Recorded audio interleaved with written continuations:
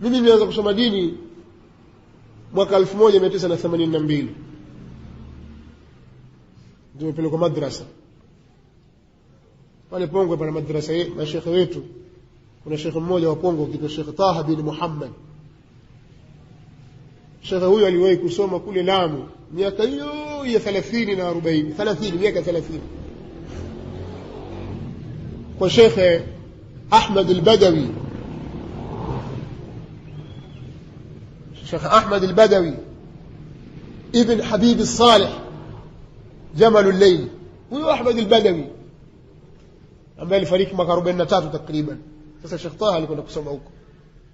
Mimi nilipelekwa pale na mzee wangu nikaenda nikasoma. Baada ya miaka miwili Sheikh alifariki mwaka 84. Nikakaa mwaka huu mmoja.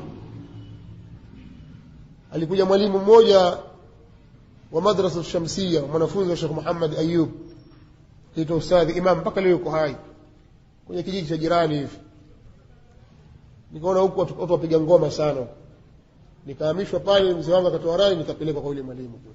Mimi nimesoma Qur'ani kwake na dharani kwa kutazama hivi na ahkam mwaka 85. Tukasoma Qur'ani tukaimaliza, tukasoma nahwu, tukasoma vitabu vya fiqh, tukasoma mambo ya lugha, tukasoma hadithi. Kwa hao masufi katika madrasa Shamsia nimesoma miaka 9. Na nimesoma mambo mengi hasa katika mambo ya lugha ya Kiarabu. Na nimesoma vitabu vya nahwu havipungui 20. Naweza kuvitaja hivi hivi na vingine nimevihifadhi vile vilivyomo ndani yake. Nimesoma kwao kuanzia hiyo Ajrumia na shuruhi zake na mutun nini manzumat, nimesoma pale. Elimu za faraidh, elimu za usul, mimi nimesoma pale kwa masufi. Sasa ndio nini kusoma? Na tumesoma vitabu vya akida za kisufi kwa sababu hiyo hali ilivyokuwa nayo tusomesha. Hatujajua sisi, tunajua hii ndio ilmu. Mpaka nimeondoka pale nimekwenda Mombasa kusoma.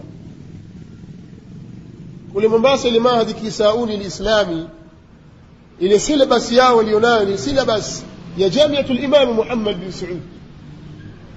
Ukiangalia syllabus ile ni syllabus ya kisalaf, yani ahli sunna wal jamaa. Kwa wakati ule, sijui sasa hivi, maana nasikia imevurugika kwa sababu wale Jamiatul Imam walikuwa wakiisimamia wao wenyewe na kila mwaka walikuwa wakija. Lakini walimu wake wote ni mahizbi aqhah. Ndivyo ile Mahadi Kisauni kwa wakati ule. Lakini nimesoma Fathul Majid pale, nimesoma Aqidatul Wasitiyya pale, na nimesoma Fathu Rabbil Bariyya pale, yani takribu tadammuriyya pale, na ndio nikajua aqida ahli sunna wal jamaa. Na wallahi katika kitabu kilichonibadilisha mimi kuiacha aqida ya Ash'ariyya ni takribu tadmuriyya kwa Sheikh Ibn Uthaymeen, takrib tadmuriyya. Sababu kule tumesoma ile zile jawharatut tauhid, tumesoma matn as-Sanusiyya, tumesoma jawahirul kalam. Hivi ni vitabu vya aqida vinakariri vitabu nini madhhab ya Ash'ariyya. Lakini baada ya kusoma kitabu kile mimi nikautupa uash'ariyya bihadhafiriha, kautupilia mbali. Na walillahi alhamdu, kwa sababu pale Mahdi Kisauni wakati ule pana maktaba kubwa ya ahli sunna, vitabu vya ahli sunna, na ilikuwa ikifunguliwa tukisoma. Mimi kwa mara ya kwanza nilianza kumsikia Sheikh Al-Albani pale Mahdi Kisauni, nilikuwa nakwenda kuchukua kaseti zake na azima nasikiliza. Nilikuwa nampenda sana, na nikasoma baadhi ya vitabu vyake, kwa sababu kule tumemezeshwa mashubuhati, mambo ya tawassuli, mambo ya maulidi, mambo ya kadha. Katika kitabu cha kwanza ambacho nilikisoma cha Sheikh Al-Albani rahimahullahu ta'ala ni kitabu At-Tawassul Ahkamuhu wa Anwa'uhu. Hiki kitabu nilikiandika chote kwa mkono wangu kutoka mwanzo mpaka mwisho, wakitu an ahfadha. Nilikurudia kukihifadhi hiki kitabu, hoja zote zile nilikuwa nikiandika kwa mkono. Nikifika maktaba na kitabu kile na kinasikh, kwa sababu nitakipata wapi? Alafu mambo ya fotokopi ilikuwa kidogo ni ngumu, nataka uwezo, nataka pesa, na hamna. kitabu kile nikisoma, na kile tahdhiru sajid nikakiandika kwa mkono, na kitabu kingine cha Sheikh Saleh Ali Sheikh hadhihi mafahimuna anamjibu Alawi al-Maliki, na kitabu cha Sheikh Sheikh ibn Mani' Sheikh ibn Mani' ana kitabu chake cha Hiwaru ma'a al-Maliki anamjibu Alawi al-Maliki. Tumesomeshwa hoja zake kutetea maulidi. Sasa huyu Sheikh hapa wa Saudi Arabia alikuwa akimbanja yule, nikakinukuu kile kitabu nikasoma elimu ndani yake, alhamdulillah nikaifahamu da'wa ya Ahlusunnah wal Jamaa, lakini ikawa fihi ma fihi. Bado sijafahamu da'wa salafia. Huwezi kufahamu da'wa salafia kirahisi pale. Katika vitu vibaya ambavyo vilikuwa tukisomeshwa pale visivyokuwa sawa sawa katika manhaji ya Ahlusunnah, ilikuwa tukisomeshwa falsafa, ilmu al-ijtimai wal falsafa. Somo baya kabisa. Soma kina Farabi, kina Ibn Sina, kina nani mwasoma na mafalsafa yao. Lakini walikuwa na walimu wazuri katika upande wa lugha ya Kiarabu. Walikuwa wakiwaleta vijana wa Kimasri pale kusomesha lugha ya Kiarabu kama balagha na mengineyo. Na nikasoma elimu za mantiki nje ya hapo, ambao ni elimu khabith, haram, lakini ilikuwa hatujui. Na elimu ya arudhi wal qawafi, kuna baadhi ya ikhwa walikuwa wakinisomesha katika hayo, ndugu mmoja, akhi mmoja Azhari. Lakini wakati niko mahadi Kisauni nikawa nasikia habari za Sheikh Mukbil rahmatullahi alayhi, kasema lazima mimi niende huko, lazima niende biidhnillah.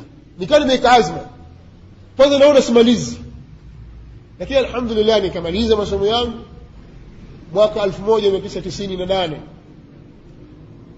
kumaliza thanawi. Wakati ule ukimaliza thanawi ni shekhe mkubwa sana huko mwetu, ana thanawi yule bwana, na kidogo ilikuwa martaba ile mahadi Kisauni kidogo ilikuwa kabla haijadhoofika. Basi mtu mwenyewe akishakuwa na gamba lake la thanawi ajiona kwamba ana form 6 yule ya dini yule, basi ni shekhe mkubwa anatamba humu.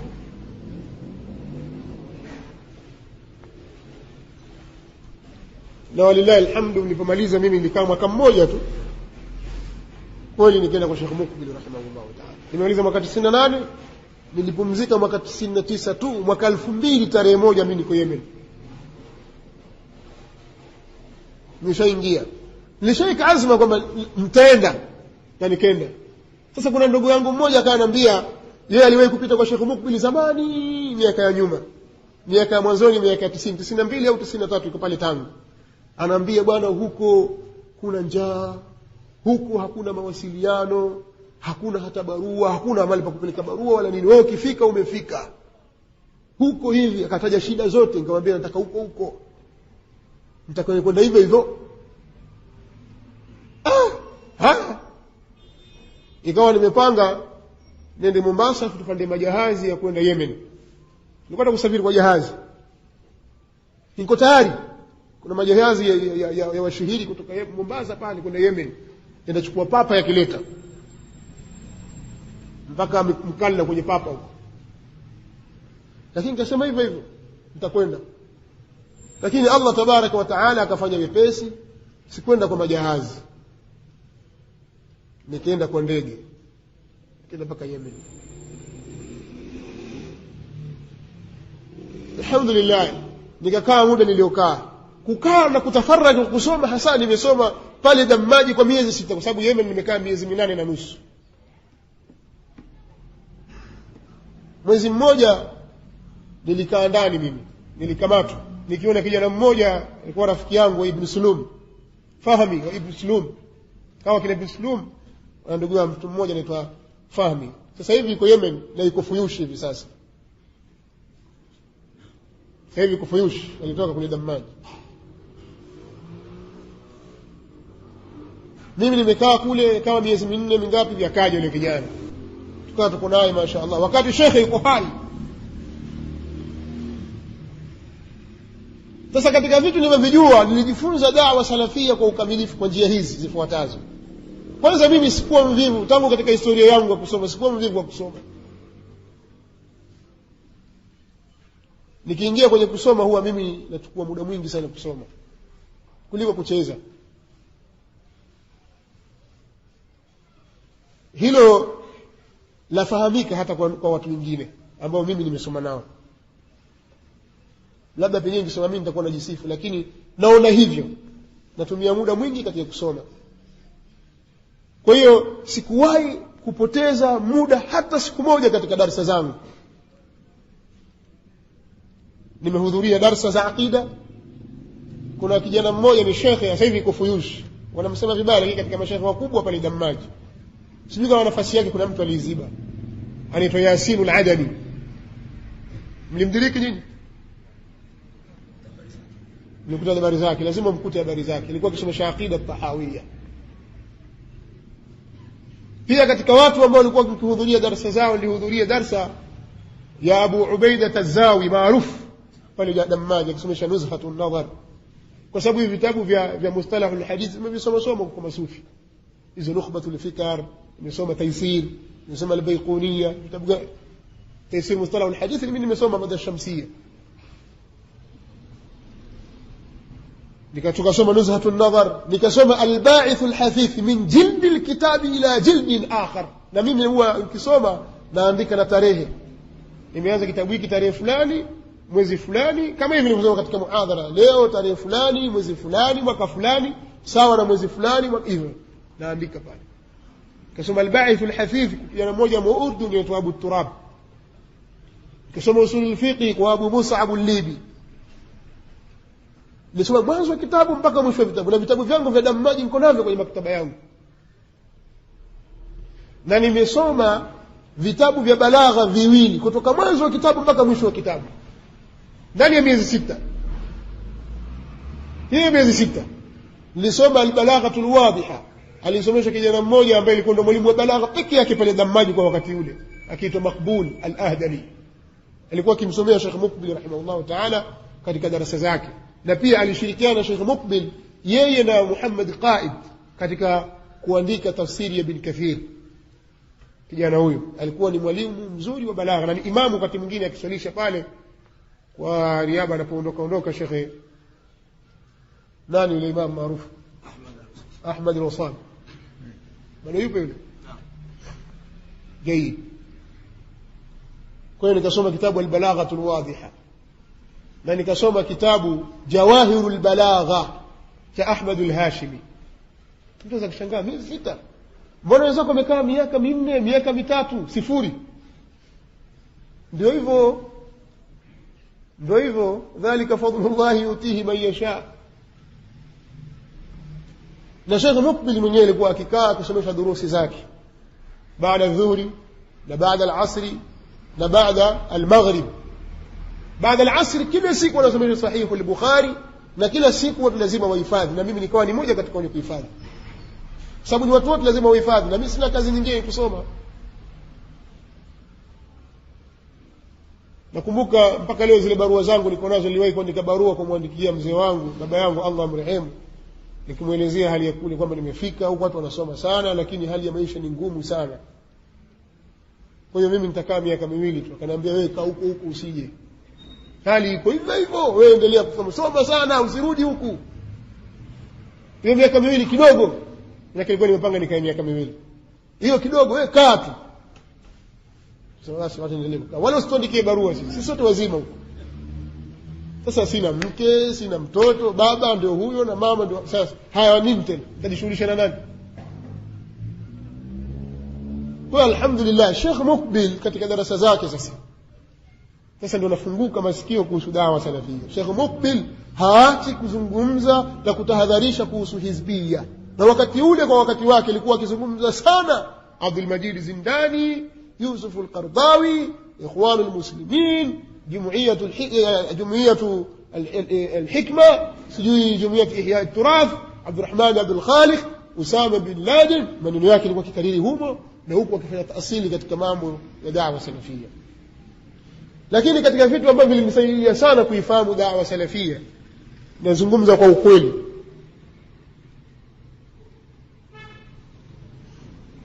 nazungumza ukweli, nilisoma sana vitabu vya Sheikh Rabi', na vitabu vyangu vyote vile vya Sheikh Rabi' nilivyovinunua, Al-Awasim, si Mata'in Sayyid Qutb, si Al-Hadd al-Fasil, si nini, zote nilinunua Yemen. Na nilikuwa nikivisoma sana vile vitabu, nikafahamu dawa salafia ni nini. Kwa mimi sikuambiwa na mtu, mimi nimesoma vitabu na nimemsikia Sheikh Mukbil, na alhamdulillah ashrita nimenunua, nimerudi kutoka Yemen na masanduku mawili ya kanda za mashekhe. Si mnanielewa? Nilikuja na vitabu na masanduku mawili ya cassette. Watoto wanajua sikuja na jilibabu wala viatu, sio naletea zawadi, hakuna alipata zawadi hata sunni, ni makaseti na vitabu tu basi. Yote nini, nilikuwa na hirsi ya kutaka kujua da'wa salafia, alhamdulillah nikaifahamu. Nimefahamu alhamdulillah. Lakini nimekuja Tanzania sisikii watu wakizungumza jambo hili, mbona mambo yote mageni? Nikiangalia watu wote ansari sunna. Yani watu wanafanya tofauti kabisa na vile hali halisi ilivyo. Hawa watu hawa itakuwaje sasa? Hiyo ni mwaka 2000, mwishoni mwaka 2000 nimerudi hapa. Kwa sababu nilipokuja kutoka Mombasa, nilikotoka wapi, Yemen, nikaa nimeishia Mombasa. Nikaja Tanzania hapa. Nakaa sikwenda mahali popote, nikawa nakaa nyumbani kwetu na kwenda kusomesha pale msikitini na kuswalisha Masjid al-Faruq ambapo sasa hivi na markaz. Hapakuwa na mwalimu pale, nikawa nasomesha. Abu Hudhaifa huyu ndio alitaka anipeleke Morogoro, aenda kuleta hapa Moshi markazi hii. Nikamwambia mimi siendi. Mshahara, nikamwambia hapana. Mimi nakula kwa babangu. Yatosha, nitawasomesha ndugu zangu. Nikawa nasomesha pale msikitini. Pana vijana walikuja pale, wengine kutoka Pangani, wengine kutoka Dodoma, na wengine wako pale, vijana kama 6-7, nikawa nawasomesha. Abu Hudhaifa akaja tena na ombi kwamba itabidi wende Morogoro. Nikamwambia siendi, mimi niko hapa nasomesha ndugu zangu, sitakwenda. Yeye ndiye mudiri wa taasisi Al-Haramain. Sasa kwa sababu tufahamiana na yeye ajua anatoka kwa Sheikh Mukbil na yeye ajua Sheikh Mukbil ni nani, akanipa baadhi ya vipindi, nikawa nakwenda kusomesha Mahadi ya Mshafi. Hawa kina Fadhil Abu Naima ni mashahidi hawa. Hawa walikuwa ni wanafunzi wakisoma kule. Nikwenda kusomesha, nikawa kwenda kusomesha. Ilikuwa ni mwaka 2000 ngapi? Mwaka 2000 ngapi? Na moja au na mbili? 2002 ilikuwa. Kwa sababu mwaka 2001 nikawa nasomesha pale Mahadi al-Faruq. Waliniomba watu Barahiani kupitia kwa Abu Hudhaifa, alomwambia yule jamaa yako aje atusaidie hapa. Mimi nikaenda kuzungumza na Barahiani kwa sharti pia, kwa masharti ambayo tulizungumzana mimi na al-akhi Abu Zakaria. Wakati huo ndo amekuja Abu Zakaria, atuachie ile Mahadi tuendeshe sisi. Tufika pale Mahadi yasomeshwa, lakini hakuna syllabus, hakuna manhaj. Sasa utasomesha vipi? Chuo hakina syllabus yoyote, na hii ni cha nidhamia. Sasa syllabus yenu iko wapi?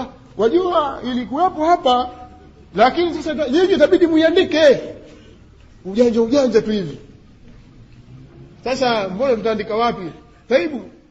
Katibu, hebu wafungulie kule store, weke meza na kiti pale, itakuwa pale utafanya kama ofisi hivi. Hata ofisi pia ilikuwa hamna, lakini nidhamia hiyo. Watu na balaa, sio nidhamia gani zinazotaka wao? Simweke halaka tu. Tukajaribu kusomesha pale, lakini mimi nilikuwa bado sijakinai kwamba sasa nafanya da'wa. Ilikuwa jambo langu kubwa zaidi ni kutaka kwenda kusoma. Nilifundisha muda mfupi, si muda mrefu. Naamua kueleza haya ili mfahamu kwamba je, sikuwahi kuwa salafi?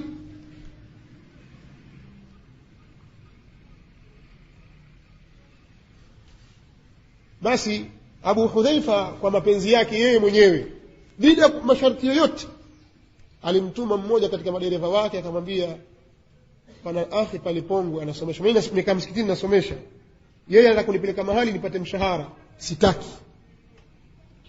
Akamtuma bwana mmoja, dereva mzee mmoja mpaka leo yuko hai, na bahasha, akamwambia hii mpelekee Qasim, huu ni mshahara wa miezi 3 na mimi kila mwezi nitampa mshahara. Ambia khairi, akaleta mshahara mwezi, nikaanza kupokea mshahara pale. Alipa tu mwenyewe. Tena wakati huo maduati wal Haramain wapo shilingi 60,000 nyingi, na kilikuwa nadhani dola 100 kwa wakati ule. Mimi nilikuwa napata shilingi 80,000, lakini ndani nyumbani kwetu nikafikiria, nikaona mimi nitakwenda umra mwaka huu, ile pesa zangu nilikuwa naziweka. nikaziweka pesa zangu kidogo kidogo mpaka imefika wakati wa Ramadhani mimi nina zaidi ya 800,000 mfukoni. Nilipokwenda umra nilipita hapa Moshi wakati maswali pale uwani, na Al-Akhi Muhammad Mafuta ndugu yangu alikuwa ni dai yuko pale. Nikapita na hapa nikaenda zangu Nairobi, nikapanda ndege nikaenda zangu Saudia, nikaenda zangu umra, nifika Makka na vyeti vyangu, nikaenda Ummul Qura nikaviweka, nikaenda Madina nikakutana na ikhwa, nikaenda Jamia Islamia nikafanya mukabala. Sasa baada ya Ramadhani nimerudi hapa, lakini nane yangu ilikuwa imebaki, sikuimaliza, sikuwa na matumizi kwa sababu kanunua vitabu na hiki na kile na nini, basi nikarudi zangu.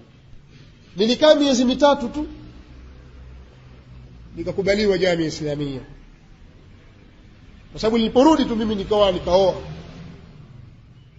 Hii inaeleza historia yangu kwa ufupi. Baada ya kuoa kwa miezi 3 mimi yani nimekaa miezi 3, hapana sio miezi 3, baada ya kuoa tu ndani ya mwezi ule mmoja ikaja scholarship yangu kutoka Madina, nikaletewa, nikaisoma, nikaificha. Nitamwambia nini mke wangu? Ndio nimeoa juzi. Basi nikamfuata mzee wangu nikamuonyesha, nikamwambia mimi bwana nimepata nafasi ya masomo Madina, lakini hapo ushapita mwezi, nafikiria nitaanzia wapi. Anaambia wewe nenda ukasome, mke wako utamwacha hapa, hakuna shida, lakini nitamwambiaje? Niko nafikiria. Basi alhamdulillah nikatoa taarifa nyumbani, nikamwambia ahli yangu kwamba nimekubaliwa masomo na scholarship hii hapa. Hivi ninavyosema, baada ya mwezi natakiwa nihangaike nipate visa niende zangu Madina. Alhamdulillah nikaenda Madina.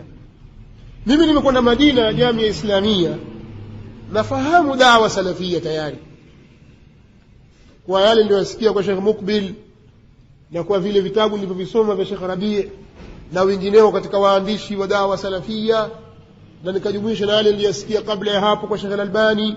Alhamdulillah nimefika pale Jamia Islamia, vijana wengi wana fikra za kiansari sunna, kwenye maandamano wamo, wanashabikia yeye mtu wa sunna, ajita mtu wa sunna, ashabikia Usama bin Laden Madina.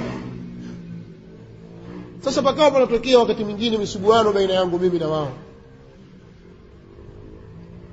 Nikitaka nije niwataje majina yao, baadhi ya watu nitawatajia pia. Fulani nilikuwa nikigombana naye, kuna wengine tulikurubia kupigana, hata kupigana na mimi.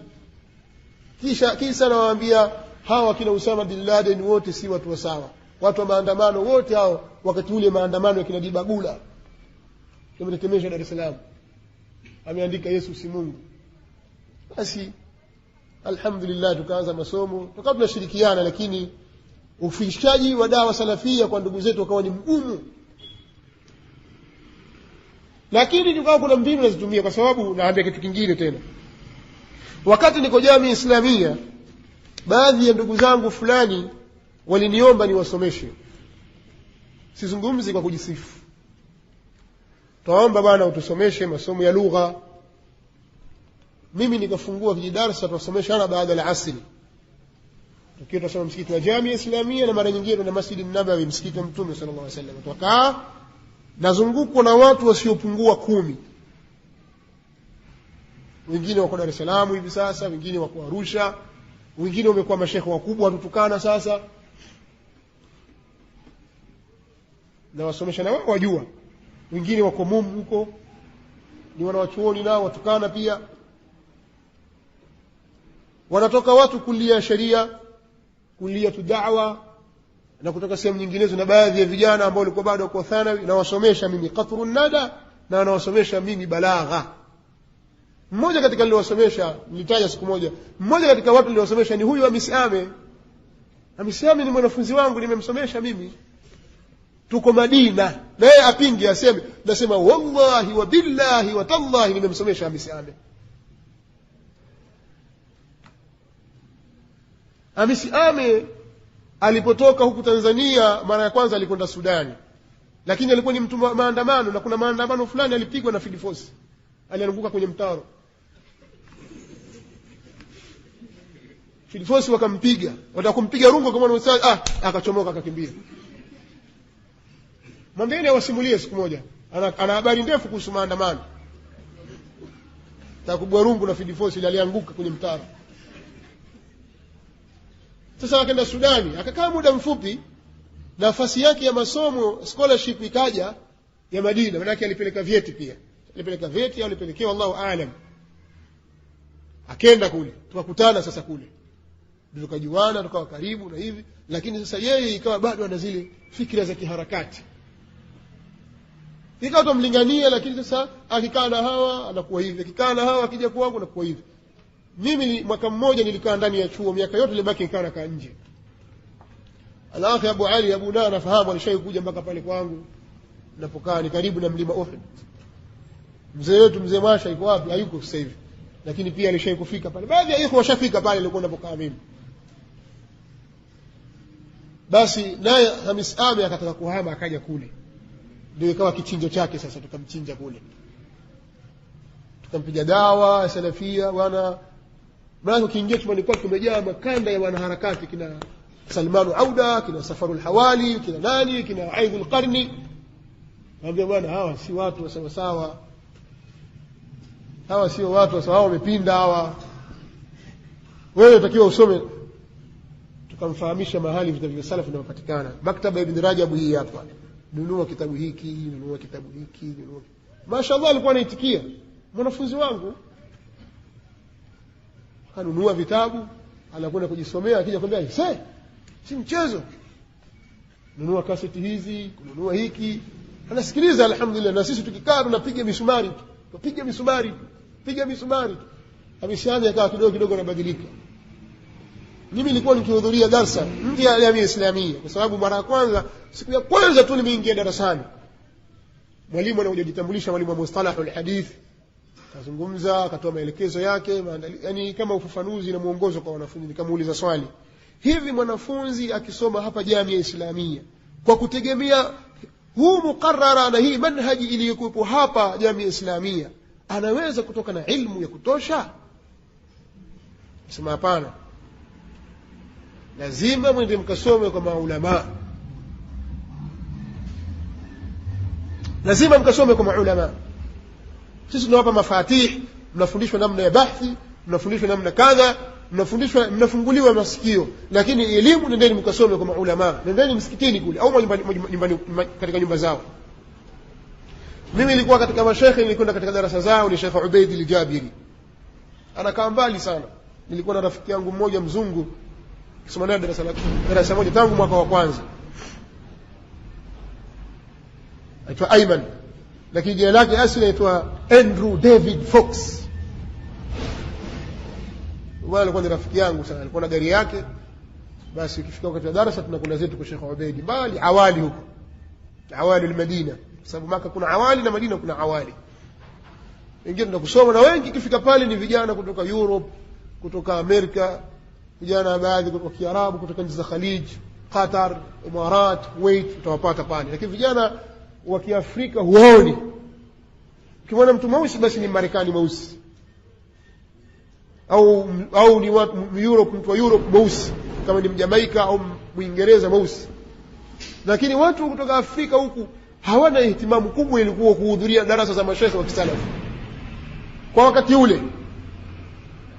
Tukasoma kwa Sheikh Ubaid baadhi ya vitabu na durus za Sheikh Abdul Muhsin al-Abbad, tukihudhuria ndani ya Masjid an-Nabawi, na mara nyingine tukienda na huyu Amen, na nyingine kuna naye haya pendo na kwa Sheikh Suhaim, Sheikh Salih Suhaim, somesha Nunia Qahtani, kwenda pale darasa hii. Tufika kwa Sheikh Nasir al-Faqih, lakini darasa ya kudumu ambayo haina upinzani ni darasa ya Sheikh Abdul Muhsin al-Abbad.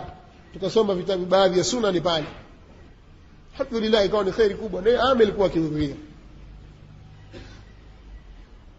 na lillahi alhamdulillah wa salafia tukazidi kuijua, kwa sababu kila tukisikia kuna mkutano mihadhara ya mashekhe tunakwenda. Leo Sheikh Rabia na muhadhara wapi, Sheikh Muhammad, mashekhe wamekwenda kukutana katika sehemu fulani, twenda alhamdulillah. Kwa hiyo mimi nimekuja hapa Tanzania naijua hali ya